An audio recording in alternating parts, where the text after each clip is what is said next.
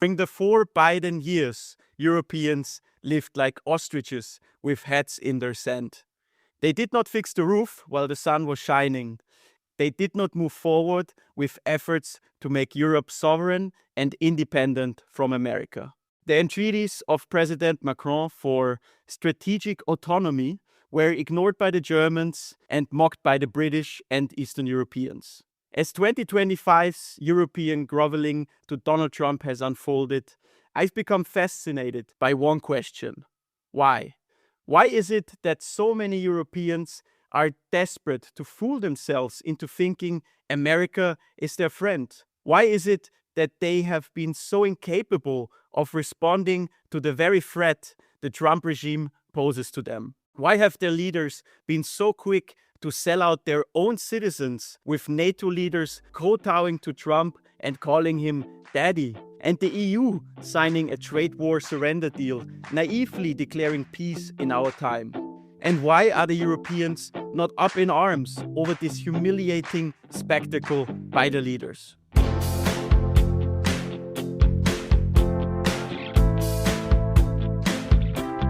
These are two quotes from Dave Keating's new book, The Owned Continent: How to Free Europe from American Military, Economic, and Cultural Dependence. And to explore these exciting questions around Europe's dependence on the US, we have Dave joining us for today's episode.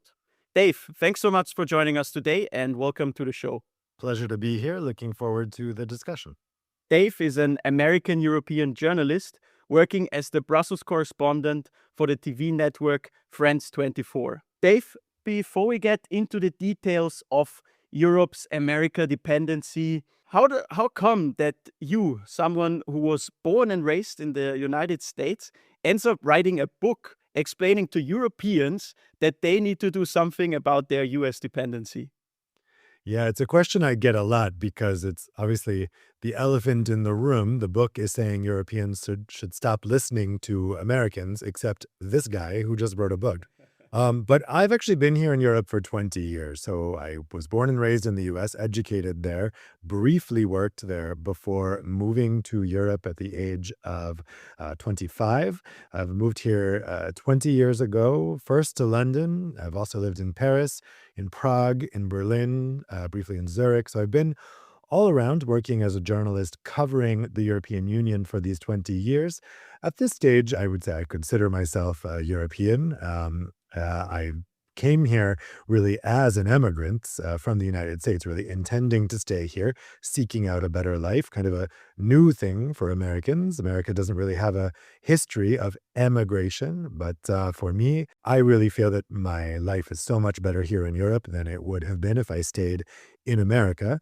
I now have 2 EU passports, Belgian and Italian. So on paper, I'm 2/3 European. So what I bring to the table is that I'm kind of straddling both worlds. I don't consider the book to have been written from an outsider's perspective. I do feel like I'm an insider in Europe, but also an insider in America, so I can offer insights into both worlds.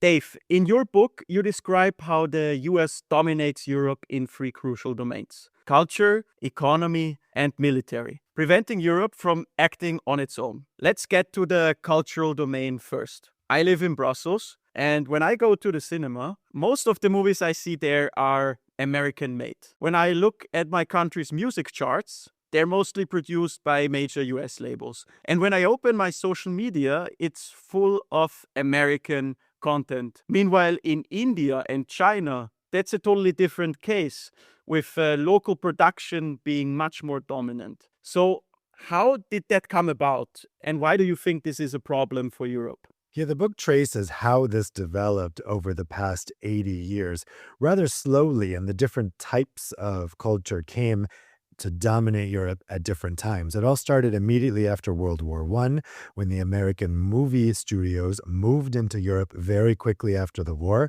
in the early 1920s, after the European studios had been decimated by the war.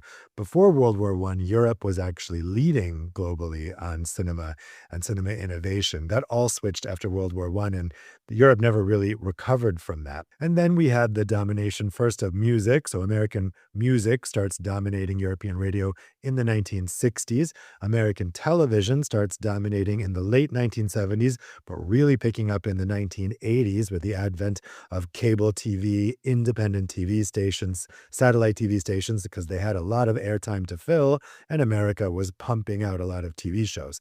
Then later, we have the dominance over the internet, starting in the late 1990s and really accelerating in the 2000s. Europeans started using American websites to a huge degree, and that's when we really saw also the news media here become dominated by America, not only by news about America, but also even in news about Europe, you see the American narrative being reflected because the world's most powerful news agencies are all in America or in the United Kingdom, and that's where continental European newspapers get their narrative cues from, as I write in the book.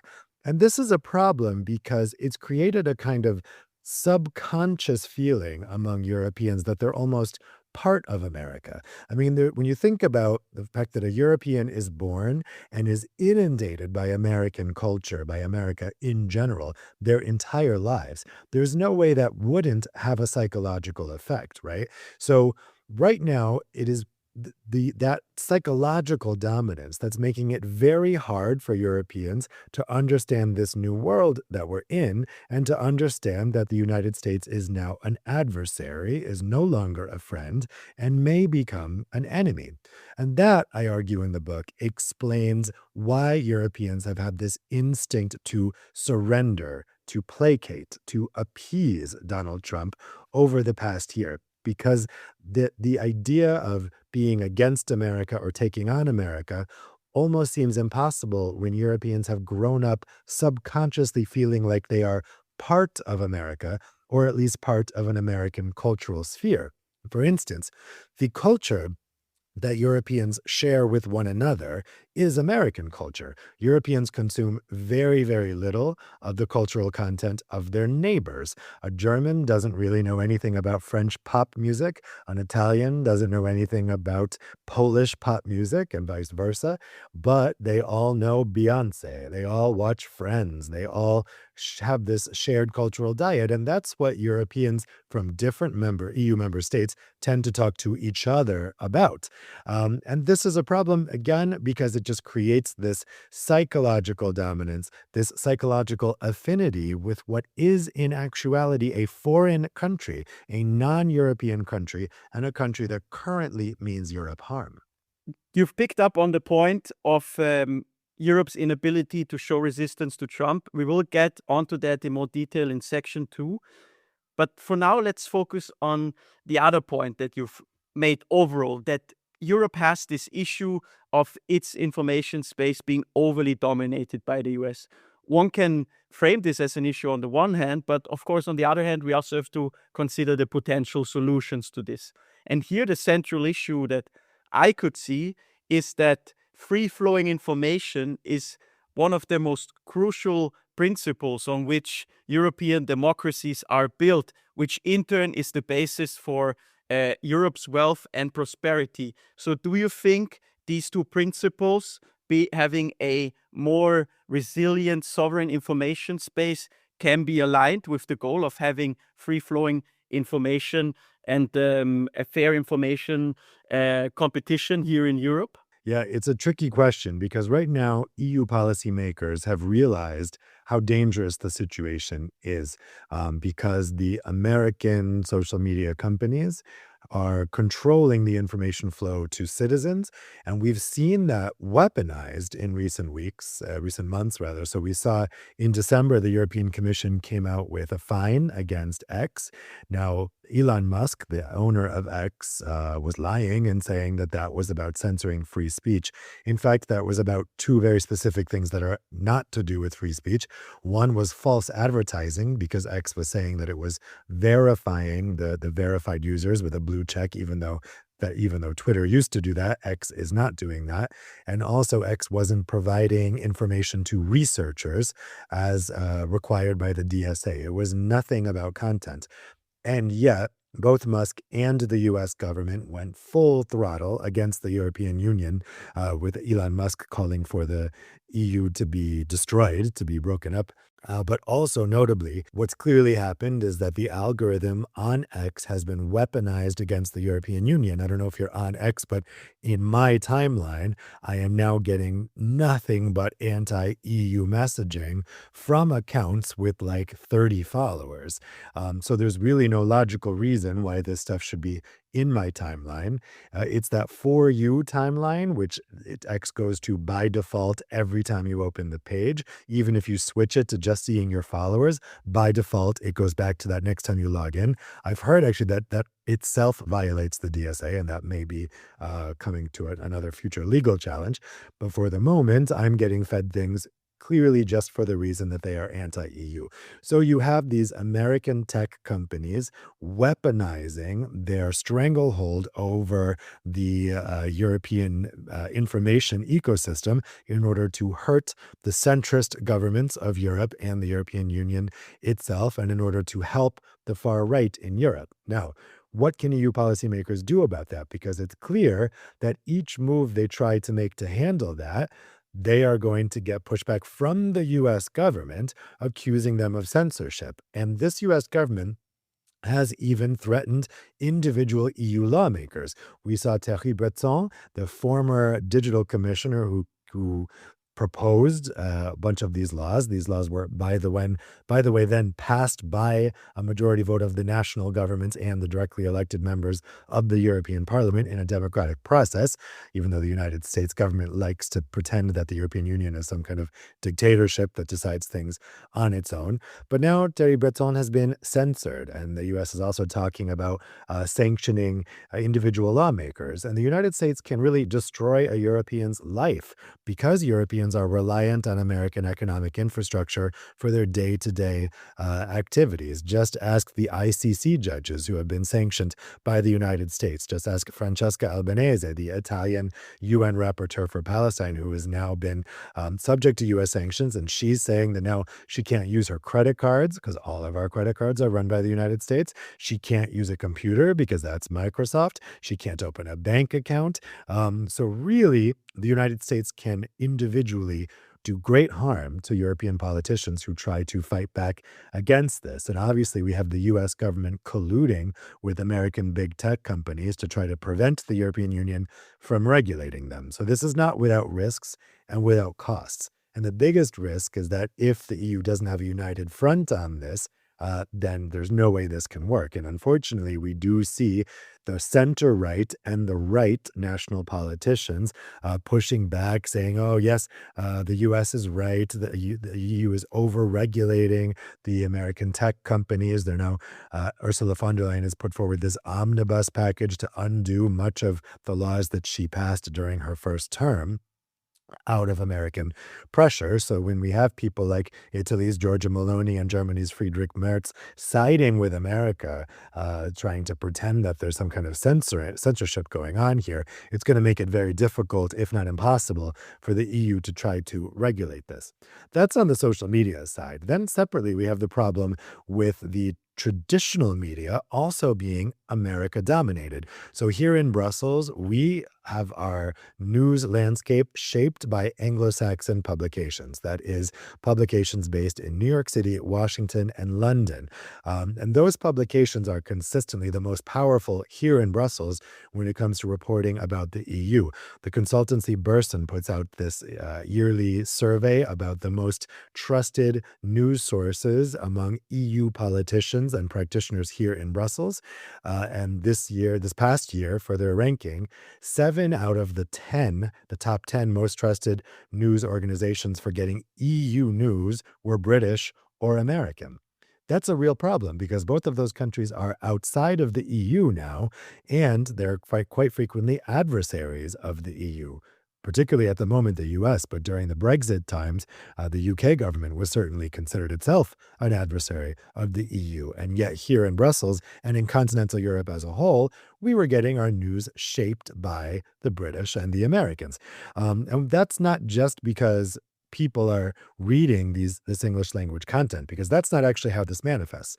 Most regular people in continental Europe are not reading English language news. But what's happening is their journalists, their newspapers, the editors of the Italian newspapers, the German newspapers, the French newspapers, they usually speak only two languages, their own and English. And so they go to these international news websites. They fancy themselves international. So New York Times, CNN, Financial Times, Wall Street Journal, The Economist, and they're getting their narratives about the world and about Europe from those places. And so you're actually not getting a pan-European narrative here. The EU is ceding how it tells its story to these Anglo-American publications. And again, that is a big problem when these countries are turning into adversaries or enemies of the EU. Dave, you described first the actions on the social media level and the EU resisting, or the US resisting that the EU implements the Digital Services Act. But even if lawmakers went through with the Digital Services Act, I would doubt that we would suddenly have a media landscape, a social media landscape that is dominated by European players. Rather, it would somehow constrain US platforms. But this underlying issue that currently the social media landscape is dominated by the United States would not be addressed. And then on the general media landscape, you flagged the issues that are here. For example, that here in Brussels, the media landscape is dominated by these English, US Anglo-Saxon media. But here, I also wonder what the solution, especially within the frame of liberal democracies and us not being able to constrain information like it is the case in China, could look like. And I know this is a big question, but if you could give a quick answer to this, that'd be amazing, because we still have a few topics to cover. Sure.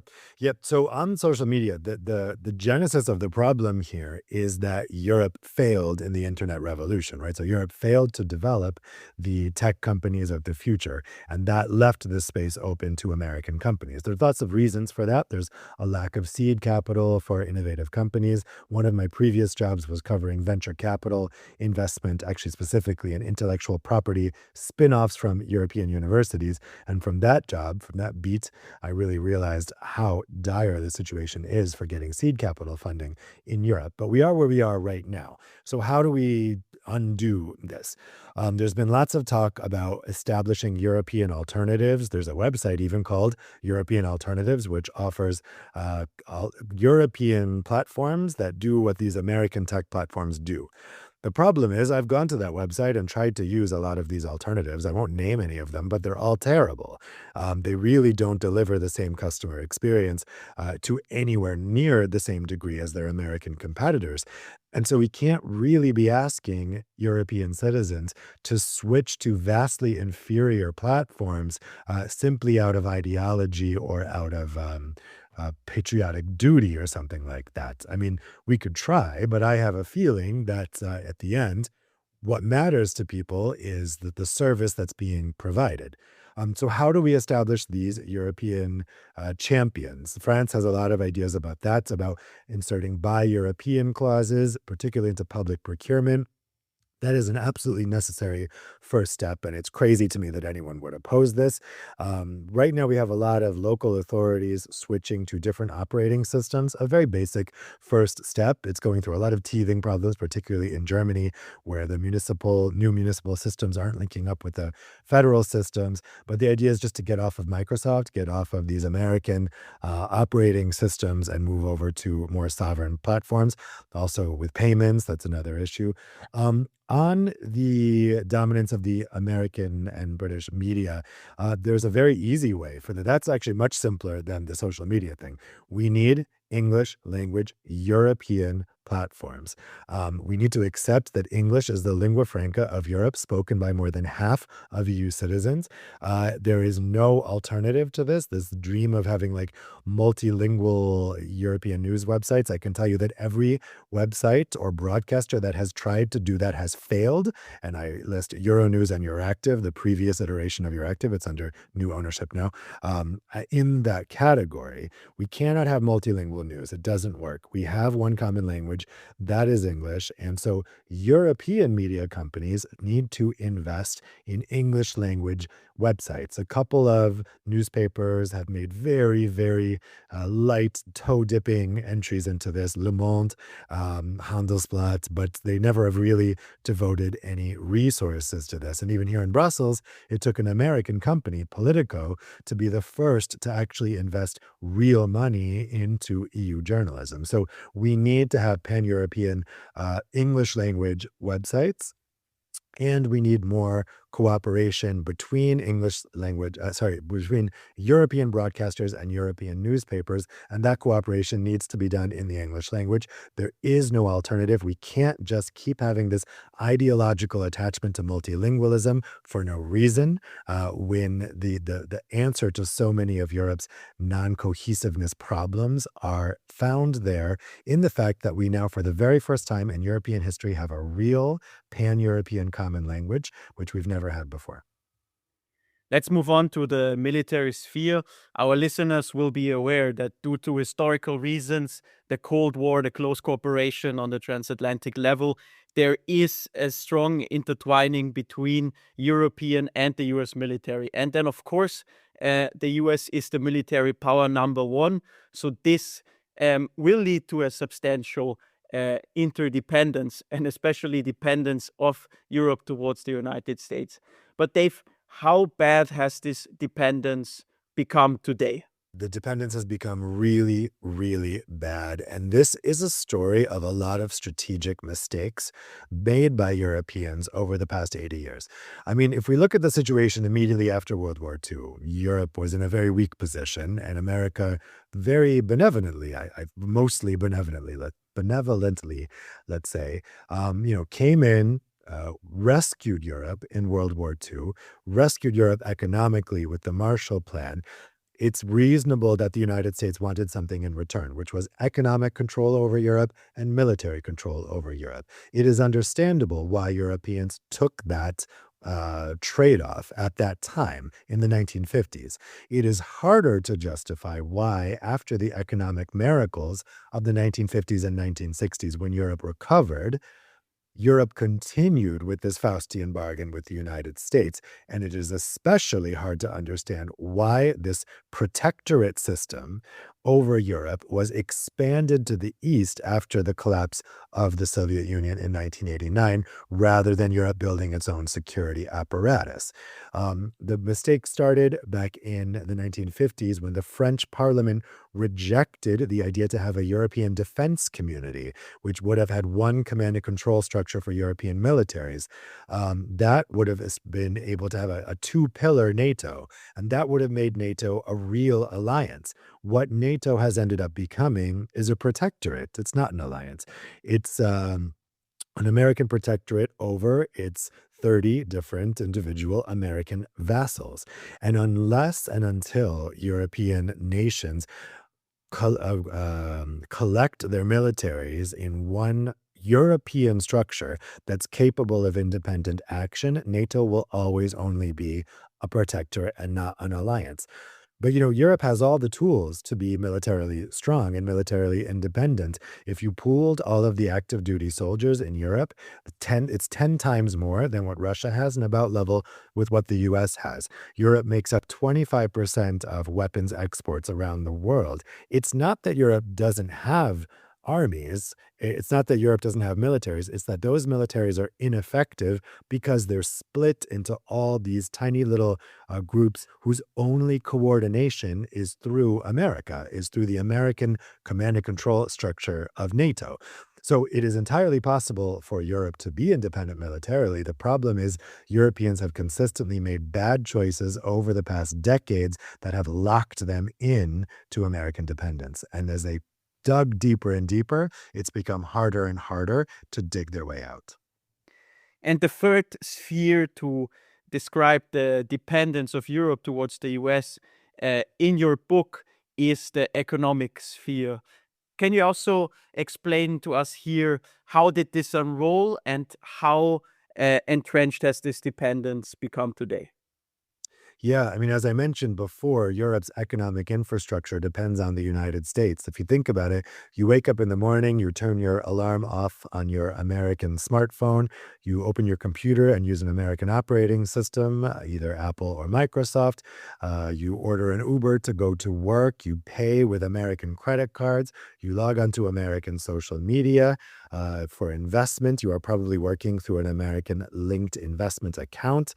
Everything we do relies on this American infrastructure. And these days, all of our data is on American clouds. We saw a little taste of this last summer when the Amazon cloud service went down for a day in Europe, and it really disrupted everything across Europe, from banking to security systems. That was just a little taste of what could happen if the United States purposefully cut Europe off from this economic infrastructure that it uses. So this is another area where the dependence has gotten more and more entrenched over time, and that makes it very, very hard to undo. But there are already proposals in place to fix this. For instance, the European Central Bank chief, Christine Lagarde, has been yelling to anyone who will listen about establishing the European Payments Initiative and establishing sovereign ways for Europeans to pay each other. Unfortunately, the banks and our national governments are not listening to her. She keeps coming here to Brussels, to European Council summits, trying to get them to do something about this sovereign European payment infrastructure. And they're like, yeah, let's move on. I mean, they just don't listen. The banks are ignoring her as well because they think, oh, well, we're fine issuing our customers with Visa and MasterCard debit cards, and so we don't need to invent a whole new infrastructure. But we have systems. We have Wero, which is still trying to be embraced by European countries. It's very few. We have it here in Belgium, but that would allow people to pay each other across national borders. Right now, if I want to pay a company in the Netherlands, whether it's online or if I'm physically going next door to the Netherlands, which is an hour away, I have no way of paying that company except with an American credit card or PayPal. Or if I'm there in person, I can withdraw cash. But those are my only options. So there's one solution. We also can develop alternate open source operating systems. So as I mentioned before, a lot of municipalities are switching to Linux or to other operating systems that aren't American or that are at least open source. There's alternatives there, but it is, it's slow going. Also for cloud infrastructure, we urgently need to develop our own data centers here in Europe to get data to be stored here in Europe, not just to alleviate the risk of that cloud service infrastructure being purposefully cut off, weaponized against Europe, but also because of data privacy. Europe has a very different ideas about data privacy than in America, and we've had this continuing problem where the data is all going over to America because of all these American economic services we use. America isn't protecting that data in a way that's compliant with the General Data Protection Regulation, the GDPR. And so European courts rule, okay, you have to develop another solution because the American systems aren't compliant. And then the commission comes up with a kind of a fudge, and we just go around and round about this. Until we can actually store that data here in Europe, it's clear that America itself will never bother being compliant with European law when it comes to data privacy. There is this increasing realization, both in Brussels and in European capitals, that companies here in Europe struggle to compete at an international level. And if you introduce these changes, both in the economy and in the military, it means that states and the economy have to invest initial capital, and then at an early stage, as you have explained with some of those tools that are the alternative to American products, companies will struggle to adopt them, and it will cause some efficiency losses. And then one could say over the long run, this could indeed pay off with European economy being boosted through more activity within the bloc. But until we get there, we have many companies struggling today. We have government budgets that are being overburdened. We have the threat in Eastern Europe with Russia stepping up its military capabilities. Some people will wonder if we can afford such plans in the short term. Yeah, it's true. Europe is suffering at the moment in terms of competitiveness. I think that there is a misguided attempt to address that by deregulating EU legislation when the real cause is the lack of completing the single market, the failure to complete the single market, and these barriers that still exist between member states, which is a national problem, not an EU problem. Unfortunately, right now in this town, we have the Draghi report kind of treated as this Bible, but much like the actual Bible, our leaders and politicians are choosing to read it in their own way, which often is not the truth of what was intended in the document. I mean, Mario Draghi clearly laid out that the problem is national gold plating of EU policy, of the failure to complete the EU market, of barriers between member states. But we have Giorgia Meloni and Friedrich Merz saying, no, no, no, what Draghi said is that we need to deregulate. There's too many EU laws, there's too many EU red tape, too much EU red tape. That is not what Draghi was saying. So they want to pick and choose what they want to exercise from the Draghi report. But this stuff actually in the long run does save money. And it saves money for both national budgets and for companies. So these initiatives, I mean, so let's take the European Payments Initiative, for instance. That doesn't really cost anything. It actually saves you so much money in the long term. So I would say to citizens who are worried, we just don't have the bandwidth or the money to pay for this. This is actually a money-saving initiative, not a money-taking initiative. And with this, we will move on to the second section where we will discuss if the latest developments that we have seen affecting Europe, mainly the Greenland crisis and the war in Iran, are causing a change in this European posture towards US dependence.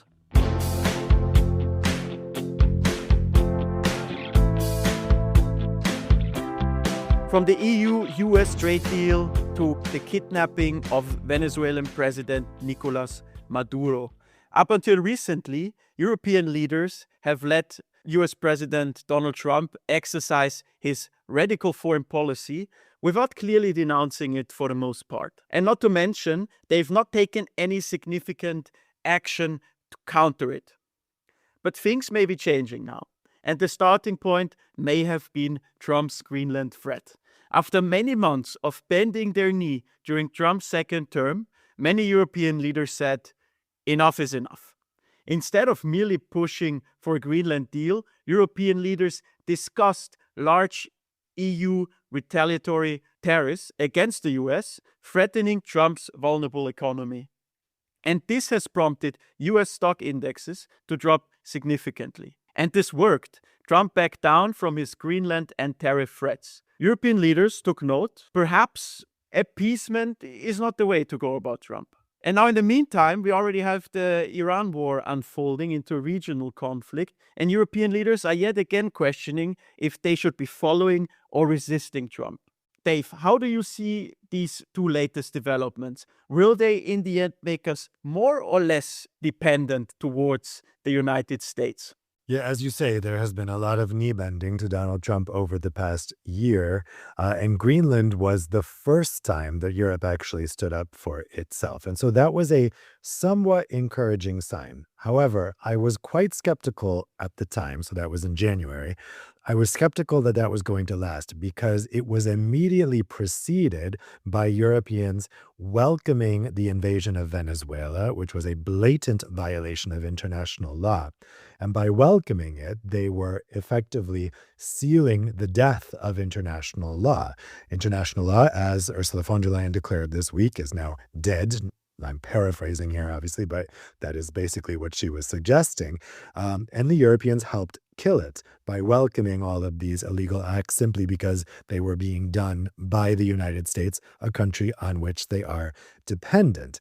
Now, the reason that Greenland got triggered is because right after the invasion of Venezuela and the decapitation of its leader, a figurative decapitation, we had the wife of Stephen Miller, who's running policy at the White House, put out a tweet saying Greenland is next. Then the Europeans flipped out, understandably.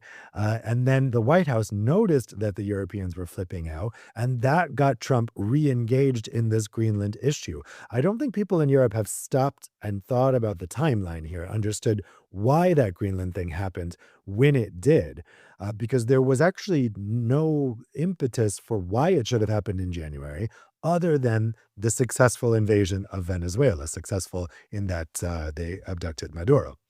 So that is why that happened. And the fact that it was triggered by Venezuela and by Europe's kind of desperately fawning reaction to the Venezuela intervention is quite troubling.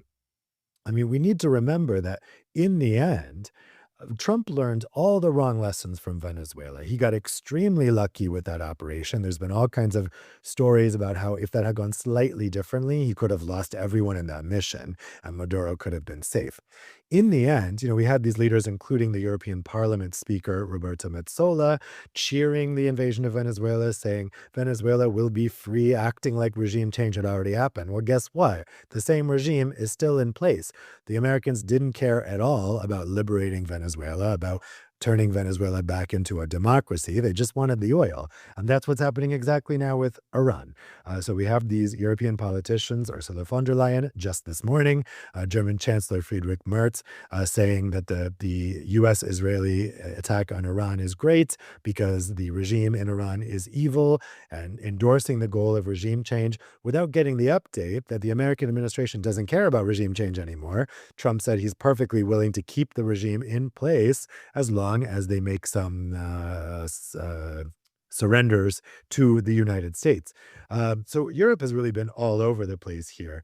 And what happened was, Greenland was so close to home that I think they had no choice but to go against their own nature of surrendering. And so you even had Friedrich Merz, the appeaser-in-chief, sending German troops to Greenland in that big show of force. But what happened? Trump backs off at Davos for reasons that are still unclear. The Europeans breathe a huge sigh of relief and start insisting that everything is completely back to normal. And they want to just not learn any of the lessons of what happened there. And they even give Marco Rubio a standing ovation there in Davos. So they went exactly straight back into supplicant posturing. And then now, with the invasion of Iran, I mean, this isn't even a question of European disunity. This is a question of European lunacy. We have the initial days after the war, Pedro Sanchez, the prime minister of Spain, was the only European leader to denounce that war as a illegal act, as a violation of international law.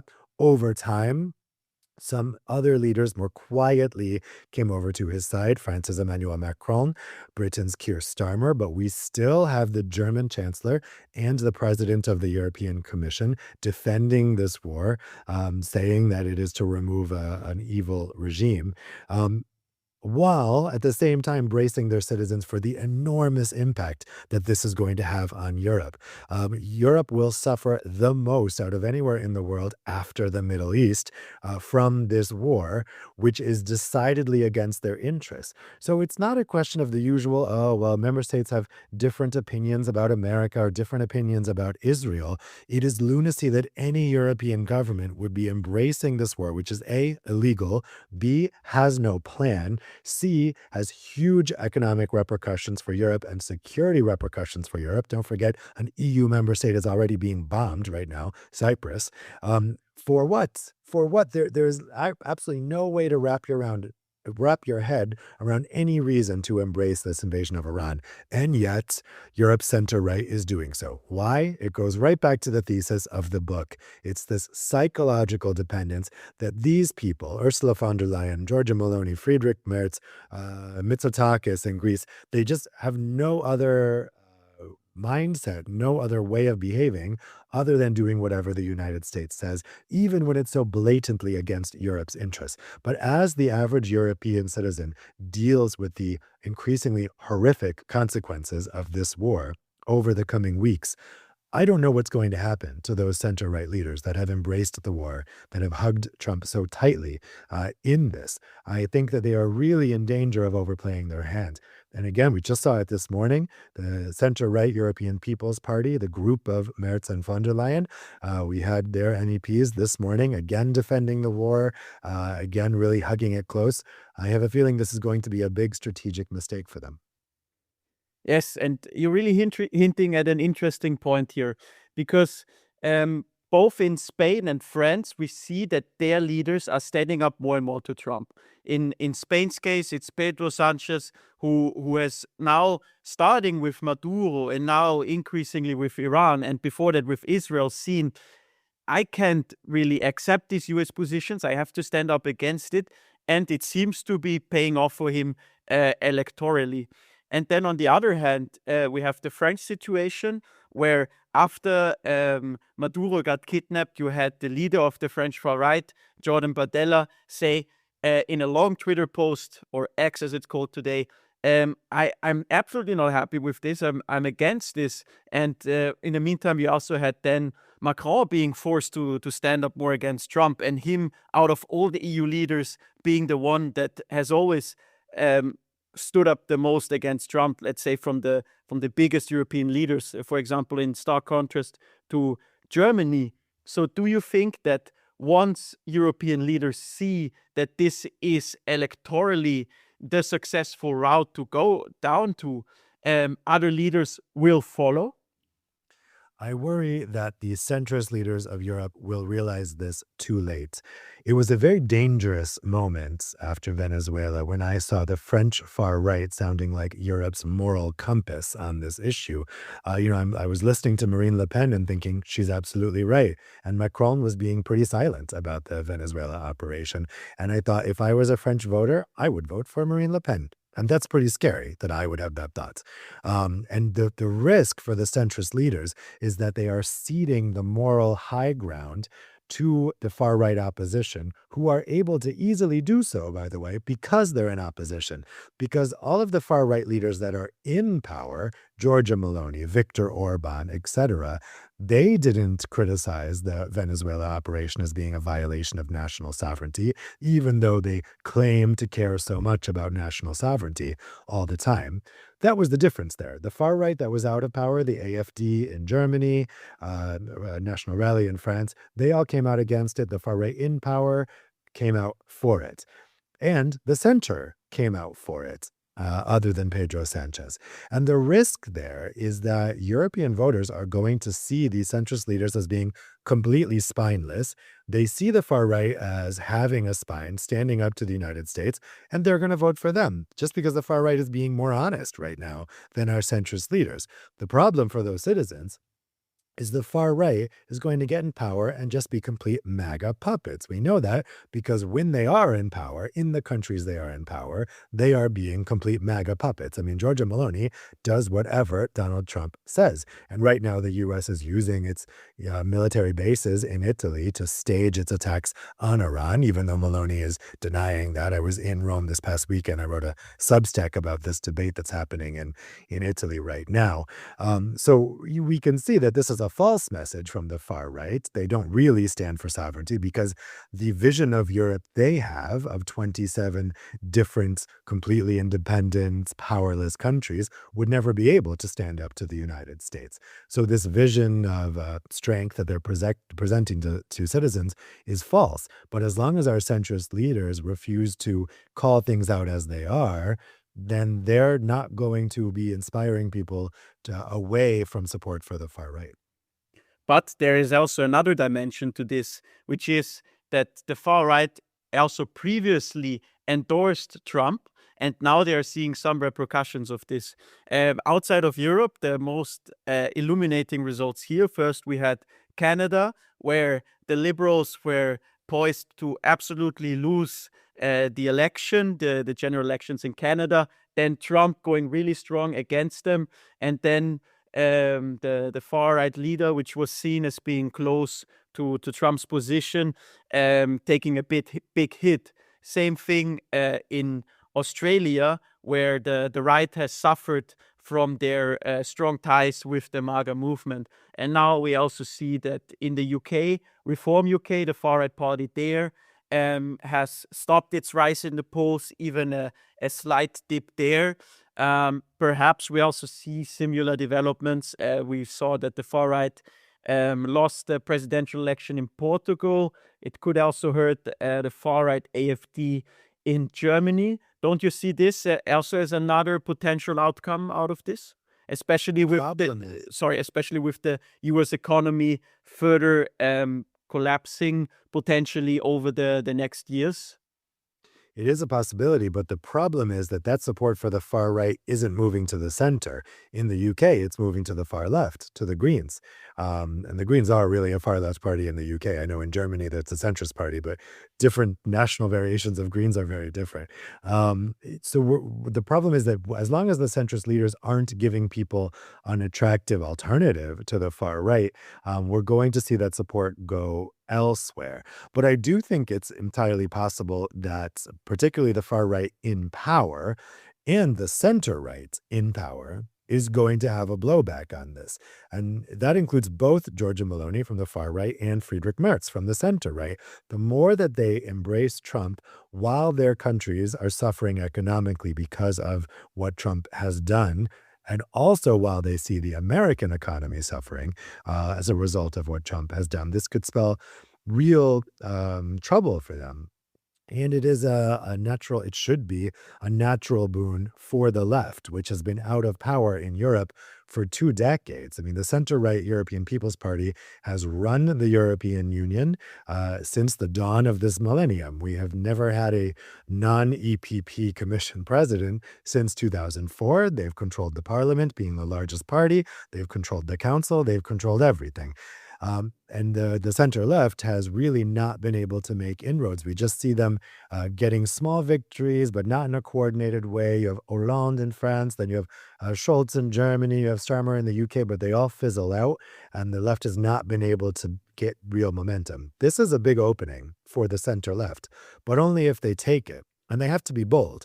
And for that, they should really look for inspiration to Pedro Sanchez. Now, I've noticed that the S&D group, the pan-European group of center-left parties, has, over the past week, really run with the Pedro Sanchez thing. So they're putting out ads on social media contrasting Pedro Sanchez with Friedrich Merz because Merz refused to defend Spain from Trump's attacks in the White House. They're posting his speeches.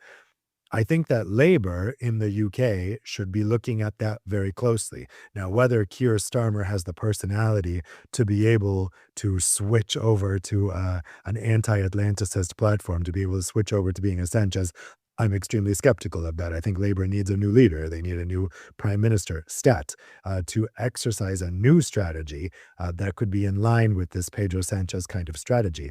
But Liberals should also be looking at this as well. Emmanuel Macron, obviously, Rob Yetten in the Netherlands, he's just taken office, so he's got a clean slate, and he's got a lot of capital. He's got a lot of political capital coming in. So Europe's leaders really need to be thinking about how they're positioning themselves. And I am seeing, even among the center-right, growing realization that they messed up by embracing this war so quickly in its first days when it is unraveling so fast. And it's clear that the toothpaste cannot be put back in the tube here, that even if Donald Trump declares victory tomorrow for some nonsense reasons, the regime in Iran is still in place, things aren't going to go back to normal. If you look at the destruction that's taken place over the past 2 weeks, that the world is not going to recover from that overnight. We are now in a new era brought on by the reckless actions of the United States and Israel. And all of those words that our centrist politicians and far-right politicians spoke in favor of this war in its initial days will come back to haunt them. And with this, we've come from describing the problem that Europe is facing more and more towards the potential solutions. And that's what we will double down on in section 3, where we will discuss pathways towards greater European independence.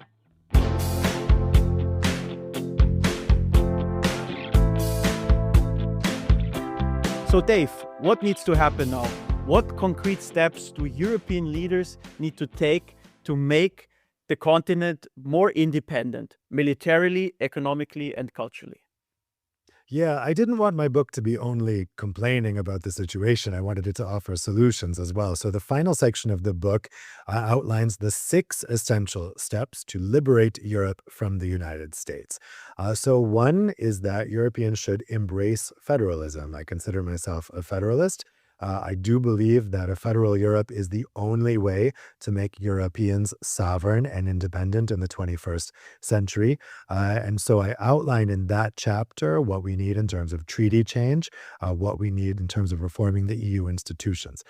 Then I also walk through the unused economic power that Europe has to be able to develop its own solutions, just like China has, to make itself independent from the United States.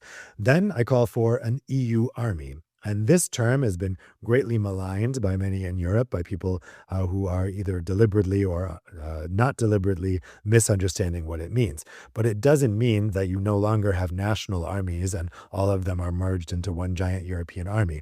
It would work something like the US National Guard.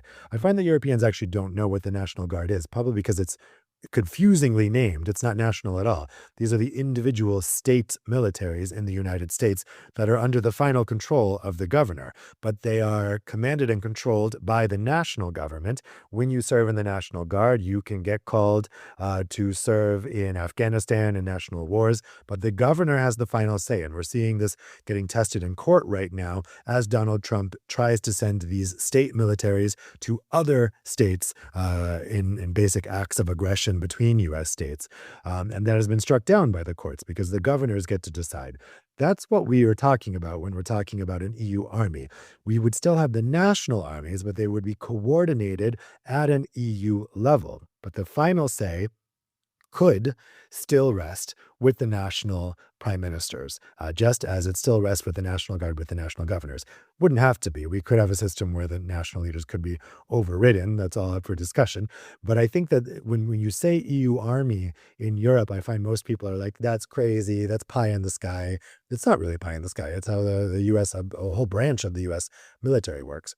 Then I talk about education, that we need education reform in Europe. Europeans need to be taught basic civics about how their confederal level of government works. It is crazy to me that schools in the EU do not teach students anything about how EU laws are made. It's criminal, in my opinion. The only way that the EU is taught in schools is as history, or when they're teaching current events, the EU as a kind of crisis solver, or usually, as it's presented in schools, a crisis creator. Students are left with the impression that crisis is caused by the EU rather than solved by the EU. So we need to introduce basic civics classes just to teach in general education in Europe how the EU works. It's actually quite simple. A lot of people try to make it more complicated than it is, but it's a bicameral legislature, an upper house in the council, lower house in the parliament, and an executive branch in the commission. Boom, you're done. It's not complicated.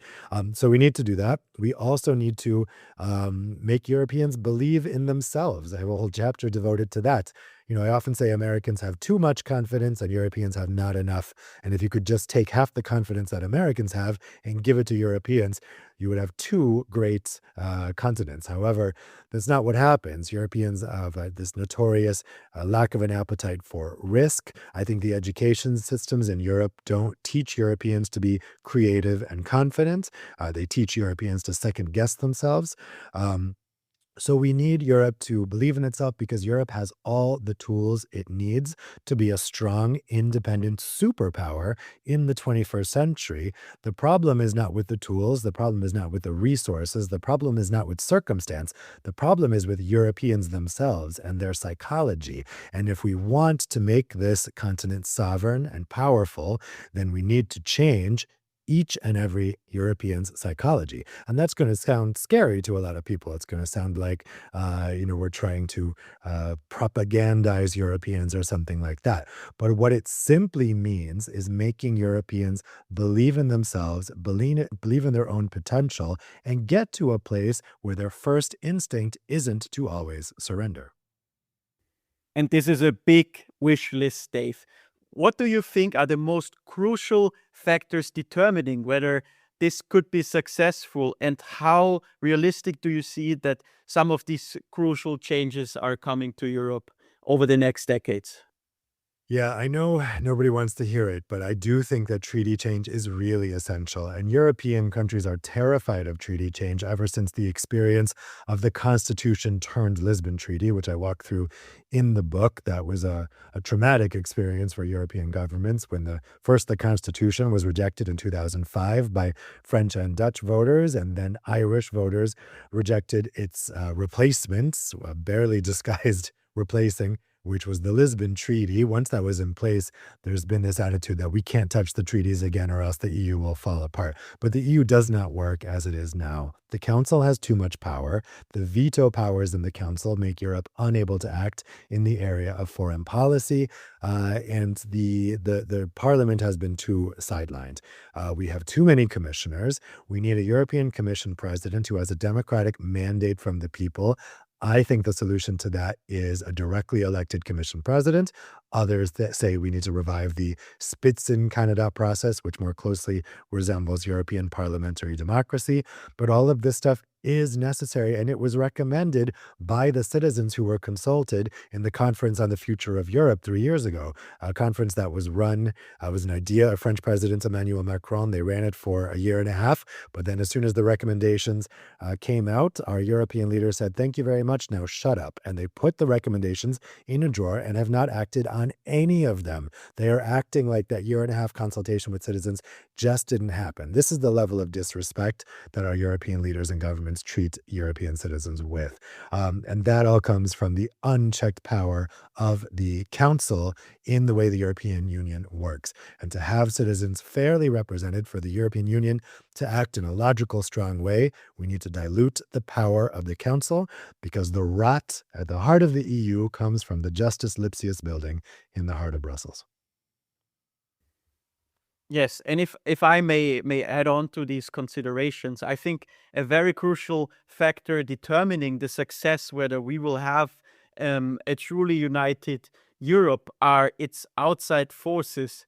When you have the pressure from the outside, from a historic perspective, what you have often seen is this famous rallying around the flag procedure, where people within the entity unite because they see the need for this to defend against a common outside enemy. And with the case of Russia, and potentially, and we're increasingly seeing approval ratings for the US going down in Europe, also further on with the US, something like this could exist.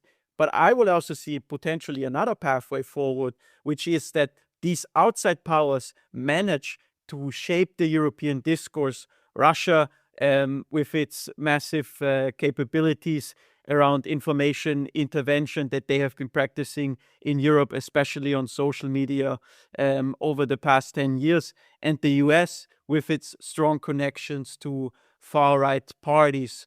So what would you say? Do you think that either of these two scenarios will play out, or do you see your own third scenario outside of that? I think there is no other way to achieve true European Union without an external enemy. I think a lot of people hoped that Vladimir Putin would serve as that inspiration. And he did to a certain extent, but not to the extent that we need, not to the extent that would deliver real European Union.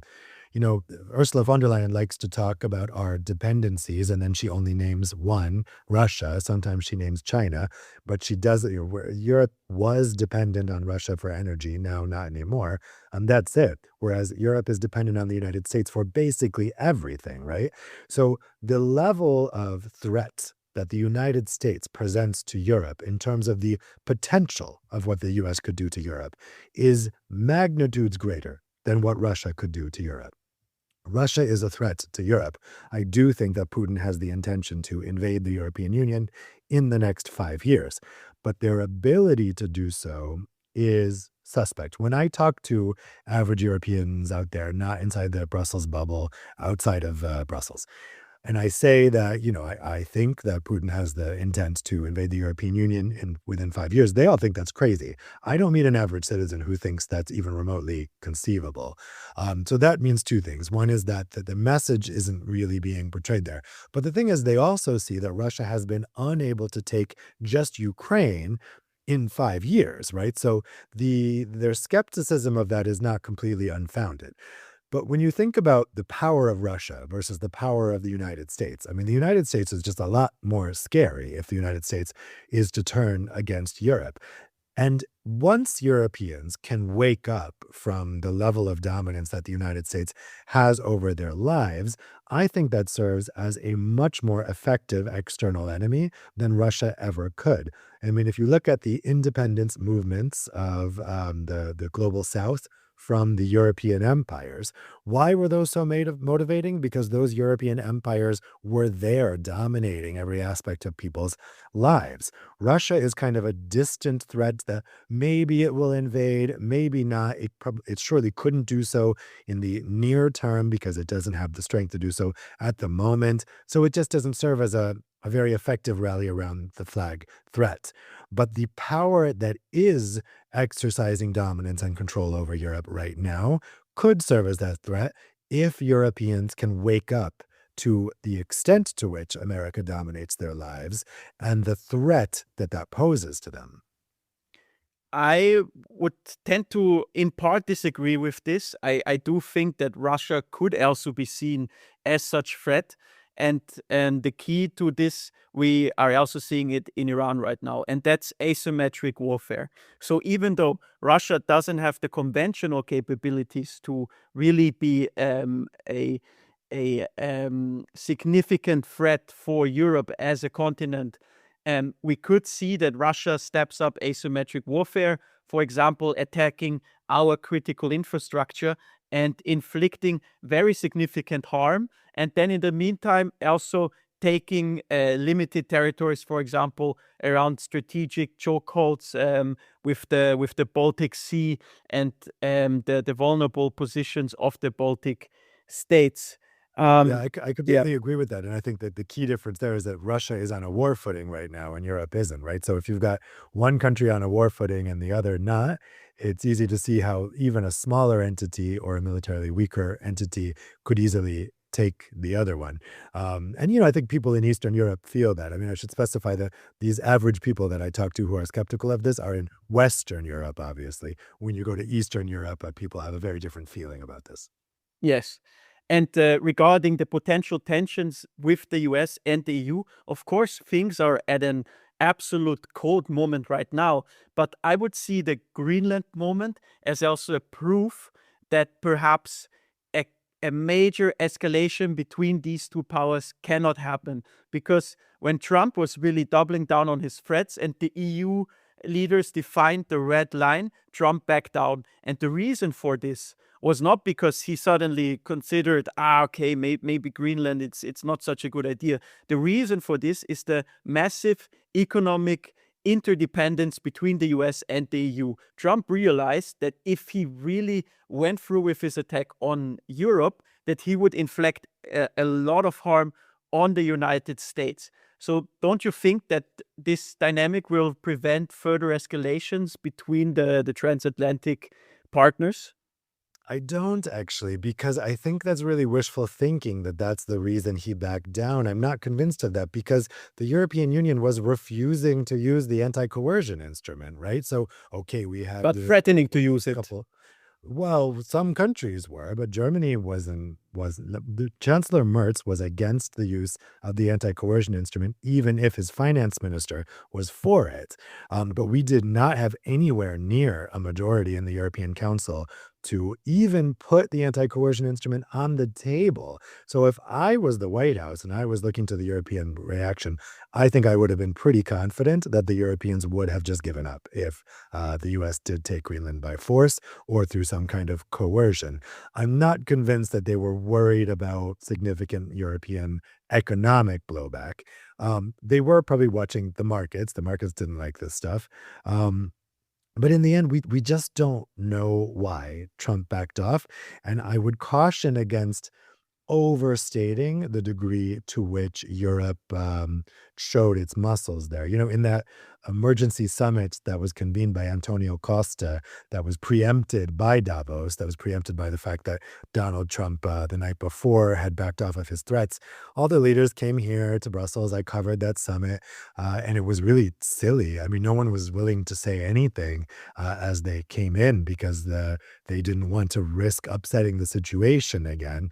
And I didn't see European leaders looking confident in the fact that they had made Trump back down because of these threats. Not even every European leader could agree on what it was that made him back down. So Giorgia Meloni was saying that the backing down was from the calm, cool-headed negotiation, that it was good that the more excitable leaders, by that I'm sure she means Sanchez and Macron, didn't get their way, and that Europe stayed cool and collected and negotiated. And she attributed the change to Mark Rutte, who of course is the ultimate European groveler. Friedrich Merz had the same message. So we didn't even get a consistent message at that post-game summit that it was because of European strength that he backed down.